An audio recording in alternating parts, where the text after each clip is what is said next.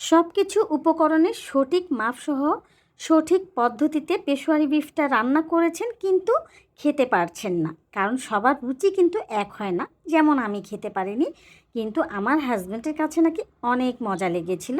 খাওয়ার পরে মাংস যতটুকু বেঁচে ছিল সেটা ফ্রিজে রাখা হয়েছিল। পরের দিন যখন বের করে খেতে গিয়েছি, ঠিক সে পর্যায়ে মনে হচ্ছে যে না, আগের মতন আর টেস্টটা নেই। আমার হাজব্যান্ডও বলছে ও আর খেতে পারছিল না, বলছে প্রথম দিনের যে টেস্টটা ছিল সেটা আর নেই।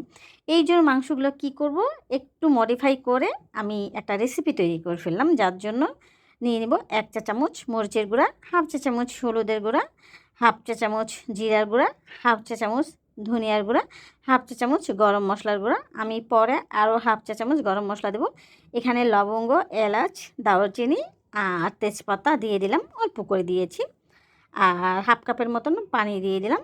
আর এখানে 1 টেবিল চামচের মতন দিয়ে দিলাম তেল। তেলটা কম কম দিলাম, কারণ আগেই কিন্তু তেল দেওয়া আছে। আমি আরও হাফ চা চামচ গরম মশলার গুঁড়া দিয়ে দিলাম, কারণ পুরো 1 চা চামচ লাগবে। হাফ চা চামচ রসুন বাটা, হাফ চা চামচ আদা বাটা।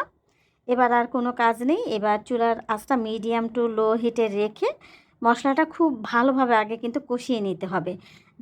বিফটা কিন্তু রান্না করাই আছে, এই জন্য মশলাটা ভালোভাবে কষিয়ে নেওয়ার পরে রান্না করা বিফটা দিয়ে দিলাম। এবার ভালোভাবে মশলার সাথে একটু মিশিয়ে নিতে হবে।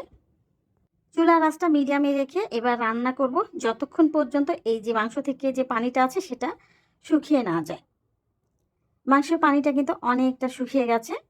এই পর্যায়ে চুলার আঁচটা একদম লো করে দিতে হবে। তারপরে বড় সাইজের দুটো পেঁয়াজ কুচি এখানে দিয়ে দিব। আপনারা চাইলে পেঁয়াজের পরিমাণটা আরও বাড়িয়ে দিতে পারেন, তাহলে খেতে আরও ভালো লাগবে।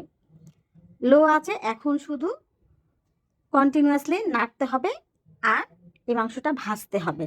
আমরা যেরকম ঝুরা মাংস করি, কোরবানি ঈদে তো প্রায় সবাই ঝুরা মাংসটা করে থাকেন, ঠিক সেই রকম করে এখন এই মাংসটা ভাজতে হবে। পেশোয়ারি বিফটা আমার আসলে তেমন একটা ভালো লাগে না। আমি 2 বার রান্না করেছি। আমি নিজেও তেমন একটা খেতে পারি না। শুধু আলু আর রসুন আর ঝোলটা আমি চালের রুটি দিয়ে খেয়েছি। ঝোলটা আমার খুব ভালো লেগেছে রুটি দিয়ে খেতে। কিন্তু মাংসটা কেন জানি খেতে পারিনি। মসলাদার না তো এইজন্য। এই যে দেখেন চুলাটা এখন আমি বন্ধ করেছি।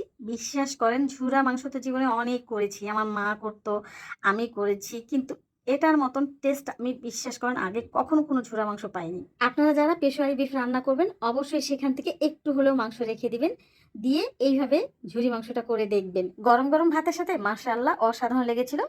পেশোয়ারি বিফের পুরো রেসিপি আমার চ্যানেল ও পেজে পেয়ে যাবেন। ডেসক্রিপশন বক্সে লিঙ্ক দিয়ে দিব। আপনারা যেখানে কমেন্ট করেন সেখানেও পেশোয়ারি বিফের পুরো লিঙ্কটা পেয়ে যাবেন।